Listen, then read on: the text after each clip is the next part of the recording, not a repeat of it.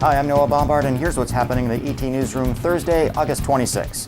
Well, it seems firing a public official just isn't that easy. Of course, for the last 2 years, we've been covering the story of former Methuen Police Chief Joseph Solomon, who was fired by Mayor William Manzi. Now, the Civil Service Commission overturned that firing last month and said that Solomon should be returned to his position as police chief. But of course, as we said before, the battle is not over. The city has now officially appealed that decision. They're going to court to try to have that overturned and to try to prevent Chief Solomon from being returned to his job in October.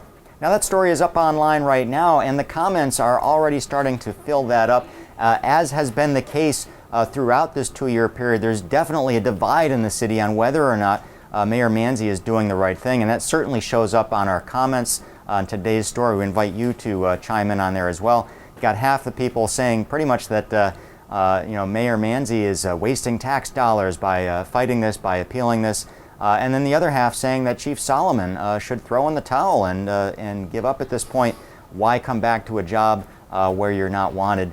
Well, whatever your opinion is on this story, there's probably going to be plenty of opportunities for you to continue to voice it. It doesn't appear to be over anytime soon. If the court does overturn the Civil Service Commission's decision, that would, of course, be unusual. Of course, it was also unusual for the Civil Service Commission to send a police chief back to his job 2 years after he'd been fired and someone had already been appointed police chief. So it's been quite the debacle for the past 2 years. It doesn't seem to be over anytime soon. You can check out J.J. Huggins' story online right now.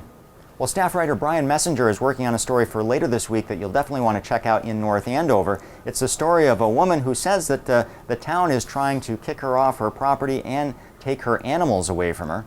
Stacy Birch is the former caretaker of the owner of Whippoorwill Farm, and when that owner passed away, the owner gave Stacy about 3 acres of the farm. Now, this has created a lot of problems since then, predominantly because of those 3 acres, there were a couple of horses, and the state actually requires that you have at least 5 acres to have outside animals, livestock of that sort. So the city, the town is actually taking her to task on that. Now, to further complicate things, there's the family of the deceased landowner who are actually trying to start a subdivision in this property, and the chunk of land that Stacy's been left with is sort of landlocked in here. So there are definitely several layers to this dispute, and Brian Messenger is sifting through those right now. We'll expect his story sometime later this week.